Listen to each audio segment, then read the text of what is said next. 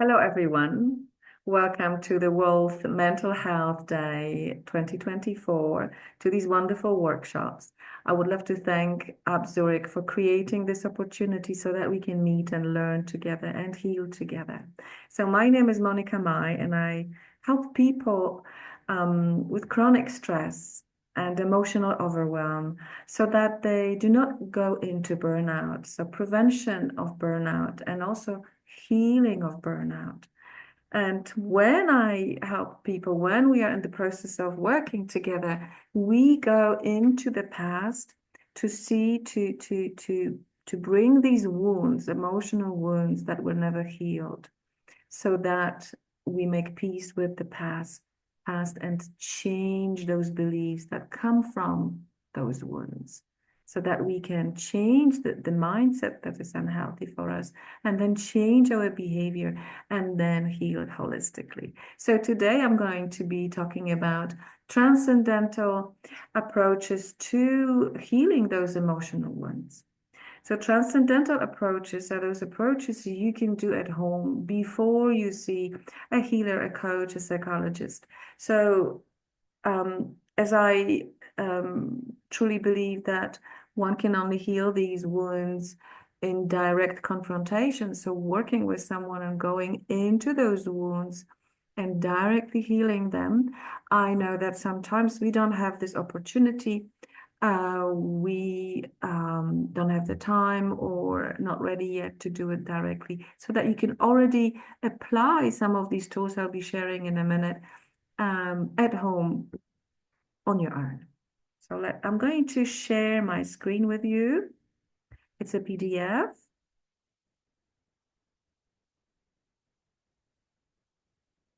Wonderful. So up Zurich on the left, and this is my logo, the peace agent.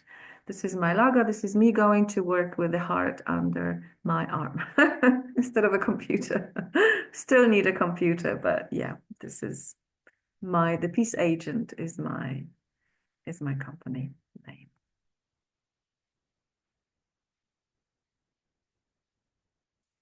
So transcendental approaches to heal emotional wounds. As I mentioned before, I help people with chronic stress and emotional turmoil and emotional overwhelm. I help them going into the past to heal these wounds. So I'll be talking a lot here from experience.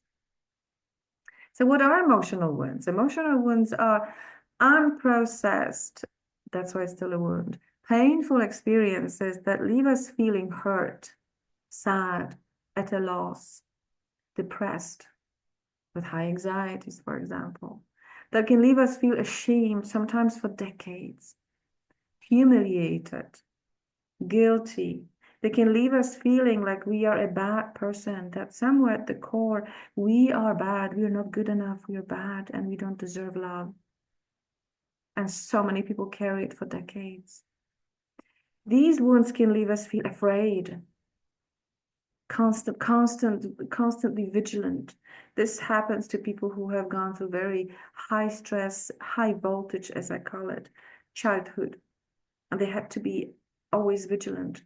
If they stay in this always vigilant place for long, this causes depression, anxieties, and burnout. Okay. So these wounds can leave us feel unloved, unworthy, or a second choice.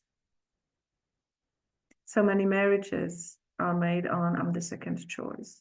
I'll marry this person because nobody better, nobody that I like will marry me, because I'm just not good enough, not lovable enough, not pretty enough, not smart enough. Okay.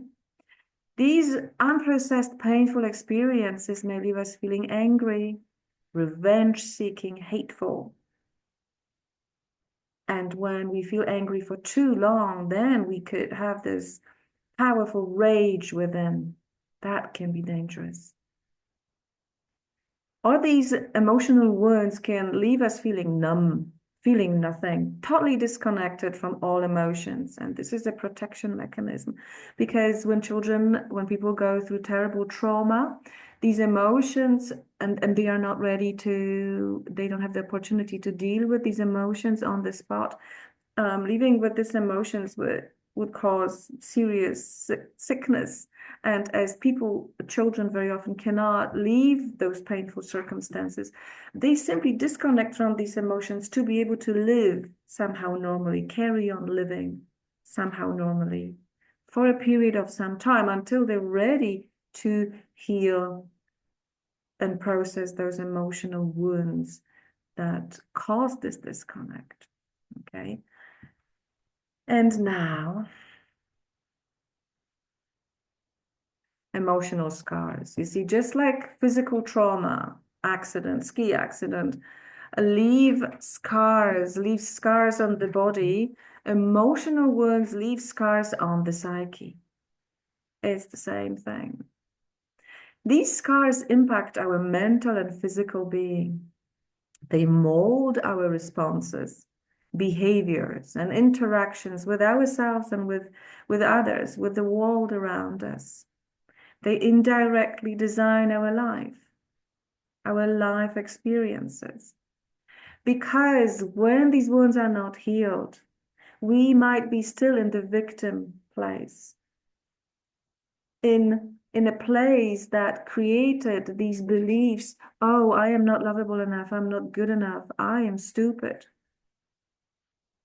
And if these beliefs are not changed, people may be exercising these beliefs in the form of behavior, triggers, and so on for decades, and creating this way life that is of the same frequency, of the same energy as these beliefs. So because they would believe these lies, these unhealthy, unsupported beliefs, they will act accordingly and create the life experiences. So it's so important to heal these emotional wounds so that the beliefs that were created because of these emotional wounds, like I cannot trust anyone, for example, about the external world. People are bad. The world is cruel. People want to take a revenge. People want to abuse me. People want to use me, for example. Then we will behave a certain way and create these experiences and simply even attract these people into our life and experiences like that and events like that into our life, because what we believe, we create. So examples of emotional wounds: feeling shame and being and feeling worse than others as a result of bullying. There is so much bullying that going on, not only in childhood and schools and primary schools and kindergartens, but there's so much bullying then going on at work. Some years ago, I had client after client after client after client that came to me with these wounds because of being bullied. They were bullied in childhood, and they were bullied at work. Anxiety, the skin would have eczema, not trusting, not reaching full potential, not going for the love they want to, not going for the lover, not going for the partner, romantic partner they would love to create a relationship, loving relationship with. Also feeling betrayed and unloved by family members as a result of physical or verbal violence. And often verbal violence and physical violence come together. This is what I experienced as a child through having two narcissistic parents. And then physical, verbal violence very often come with energy violence, when we feel the violence through the attitudes around us. It doesn't have to be spoken. We don't have to be hit or neglected physically, emotionally, but we feel the attitudes towards us are hostile and not loving. These wounds can leave us feeling humiliated and confused about who we are due to a sudden layoff, for example. An inhumane treatment at work happens so often in those big corporations. This is a PTSD that people go through after these layoffs, that when they have 2 hours to pack, nobody to contact, that's it. This is like a PTSD, post-traumatic stress disorder. People cannot sleep after that. They are confused who they are, about their identity at work, what they're worth. How could they be treated this way? Okay. Feeling sad and abandoned after losing someone we love, or a pet. And when little children lose their parent, they feel like they were abandoned, and because they were not lovable enough. Because if the parents loved them enough, they would have stayed.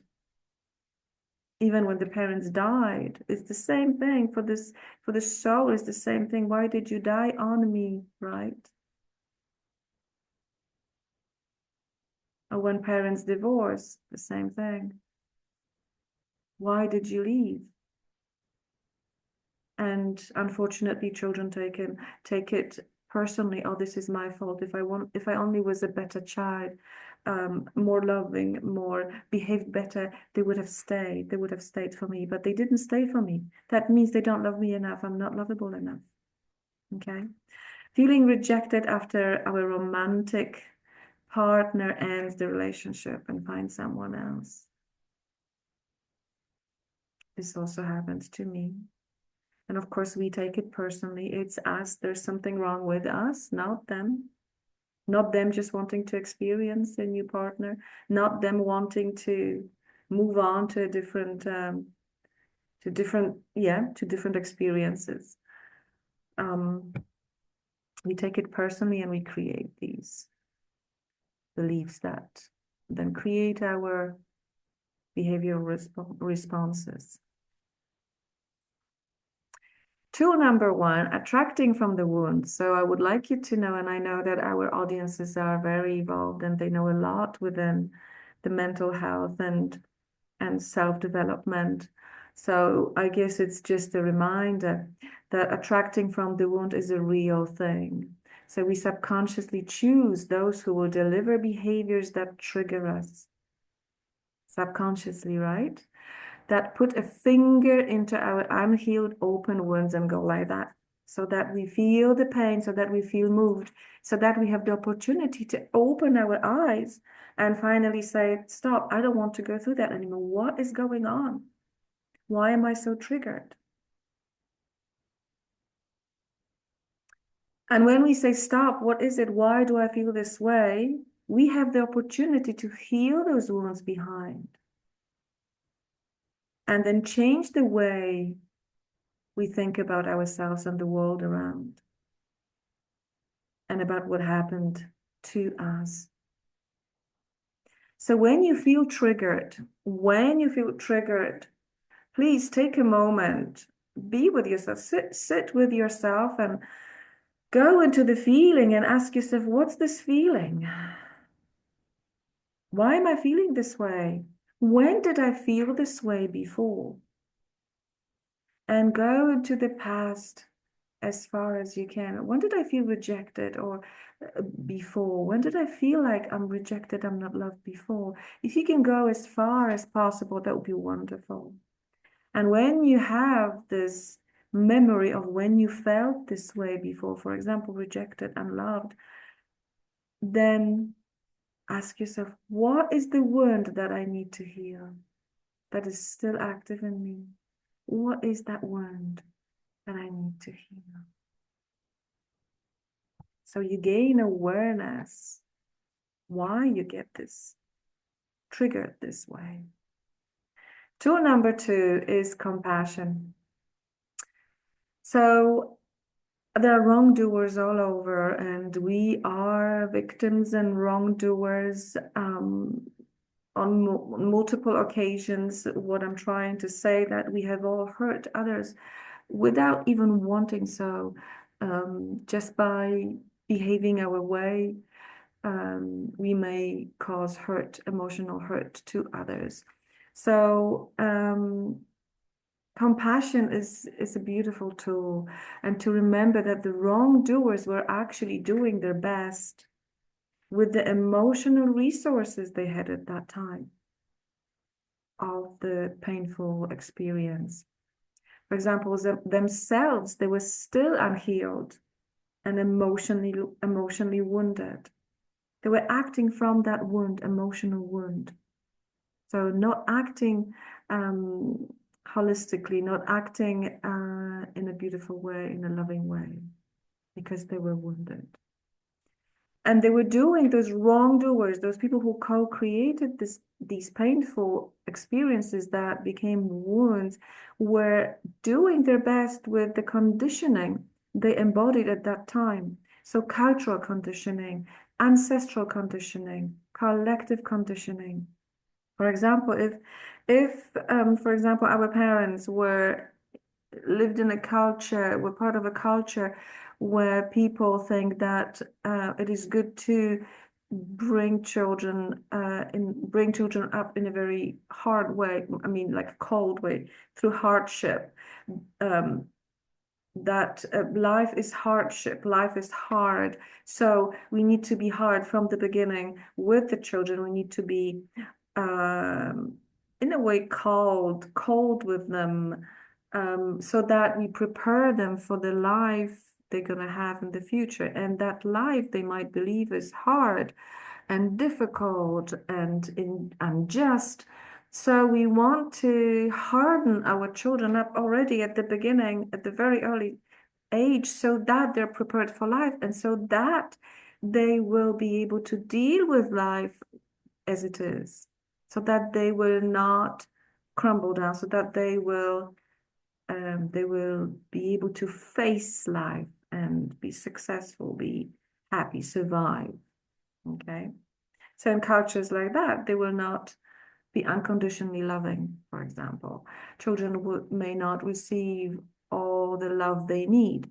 Children may not receive beliefs that are supportive, for example. Yes, you can face everything. Yes, if you just put a little bit of work, you can achieve everything.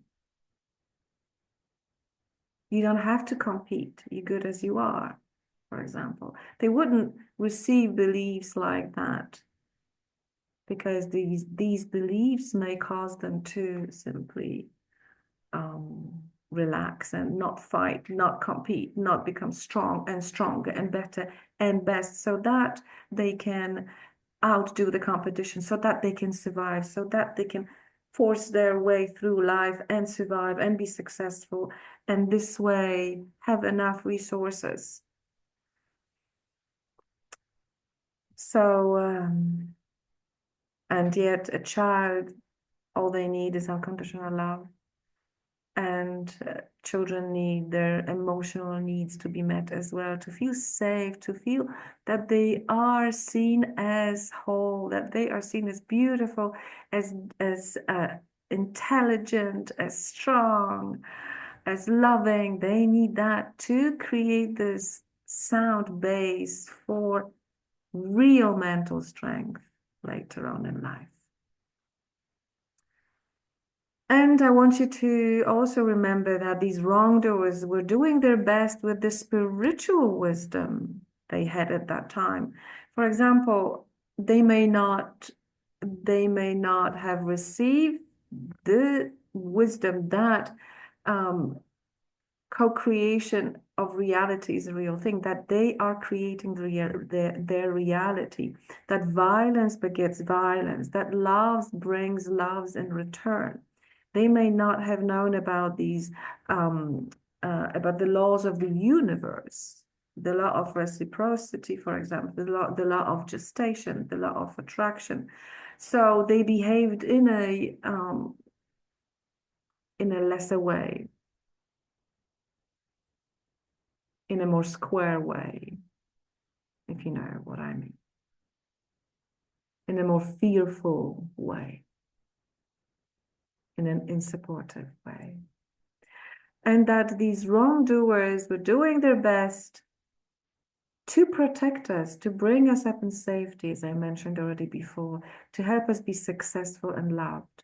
If For example, parents are very demanding, or you only have to bring best grades from school, and then you have to go to university, blah, blah, blah, and they are harsh. They don't accept a almost best grade. They don't accept not doing their homework in the most amazing way.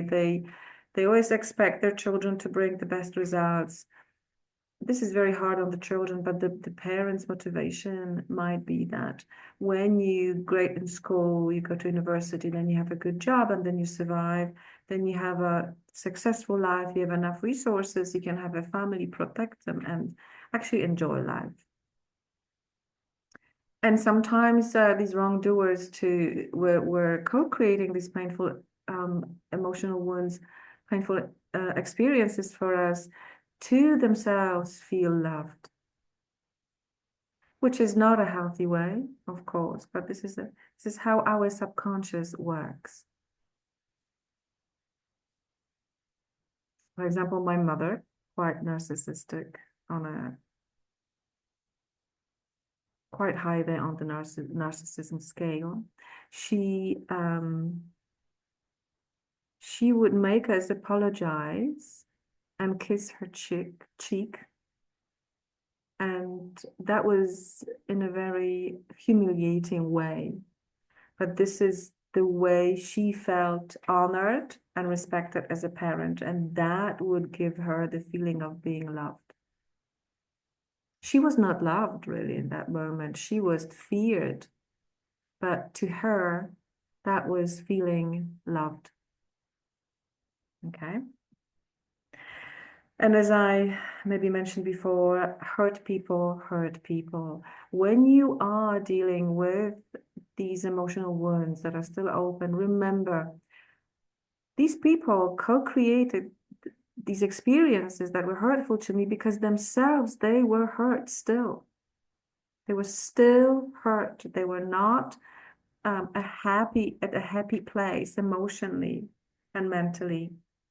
So you can come out of the situation and see them for who they are and not take these personally. Okay, and that helps to understand what is really going on and not to feel I am bad, my fault. Okay. So this is the transcendental way. We transcend what is going on and what has gone badly, what has gone in an unfortunate way in our past. We transcend these emotional, painful experiences and see them for what they really were. But a happy person doesn't really hurt people in a conscious way.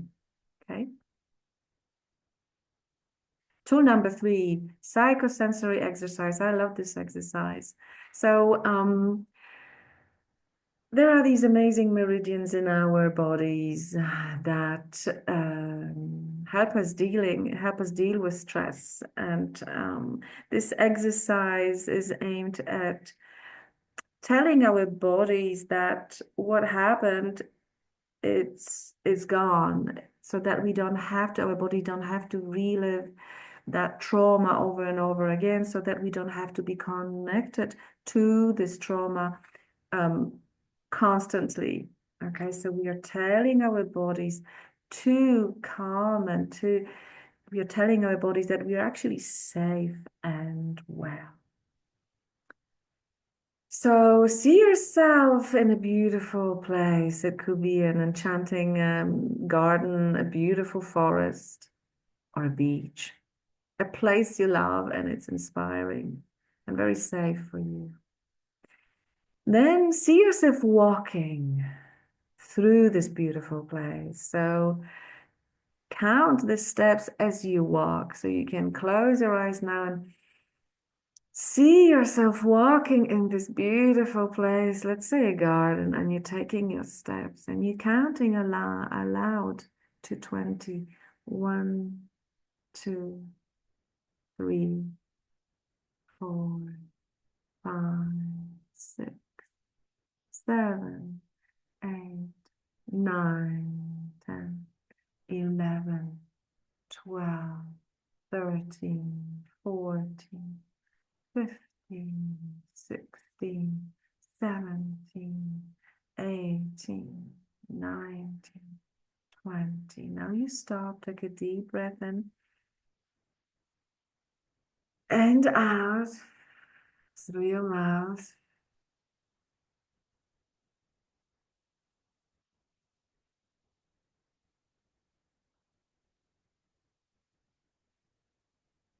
And now rub your arms down your shoulders.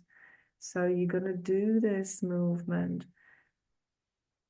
from shoulders down in a soft and caring way. I'm going to bring it down a bit. All the way down. Like this. Like this.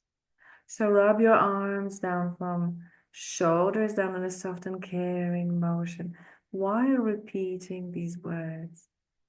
I am peaceful. I am safe. I am hopeful. I am well. I am peaceful. I am safe. I am hopeful. I am well. And now stop for a moment and do lateral eye movements. Eyes to the left, eyes to the right, eyes to the left, eyes to the right, eyes to the left, eyes to the right, eyes to the left, and do this 20 times. Do that with your eyes closed. So eyes to the left, eyes to the left, eyes to the right, left, right, left, right, left, and like this 20 times. And then you repeat the above steps. Keep on walking now in that garden. 20 steps. 1, 3. And then when you count up to 20, wrap your arms down. I am peaceful. I am safe. I am whole. I am well. Do it 3 times. I am peaceful. I am safe. I am hopeful. I am well. You can also do like this. Rub your palm like this. I am peaceful. I am safe. I am hopeful. I am well. And when you have done this like 3, 4 times, go into a beautiful experience, a very joyful experience. Like, I don't know, laughing with your friend recently or playing with your dog. And bring this memory on.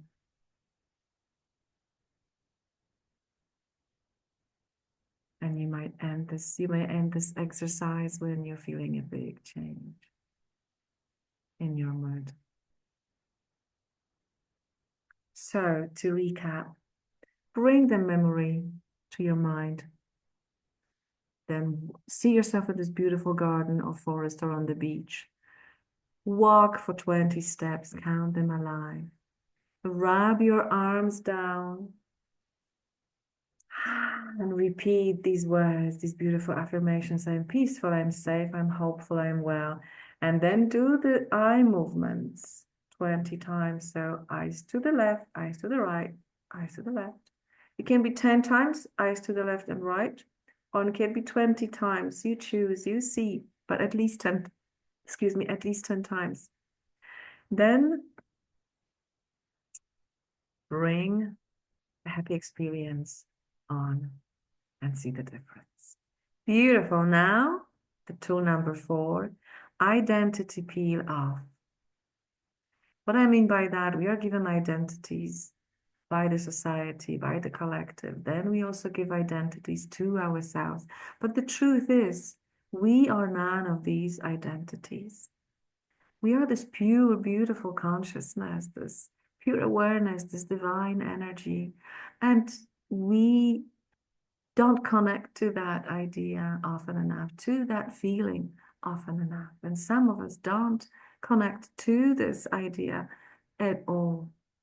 So I would like you to now know that you are not your body, you're not your mind, you're not your finances, you're not your diplomas, you're not what happened to you, you're not your emotions, you're not your friends, you're not your friendships, you're not your relationships, you're not your physical health. So I would like you to now close your eyes, take a deep breath in and out through your mouth and say, I am not my body. Take a deep breath in and sigh out. I am not my mind.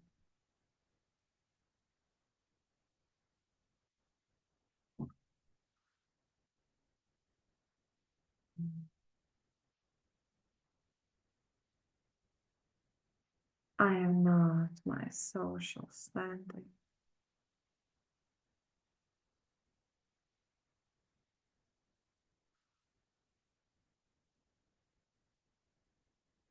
I am not my emotions.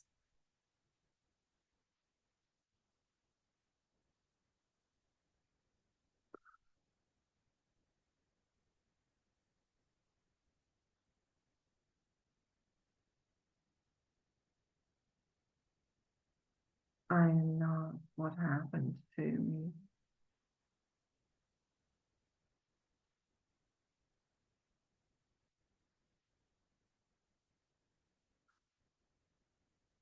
I am your consciousness. I am love. I am divine. I am pure awareness. I am that I am.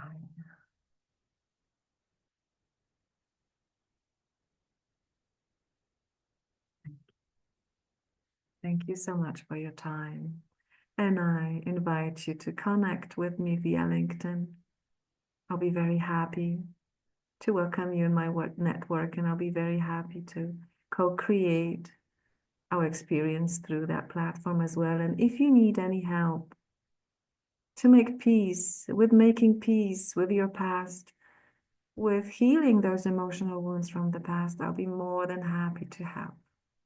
I'll be more than happy also to help you with your self-confidence, your self-love, and to alter that chronic stress that doesn't have to be there. Until next time, have a beautiful time, whatever you do. Bye.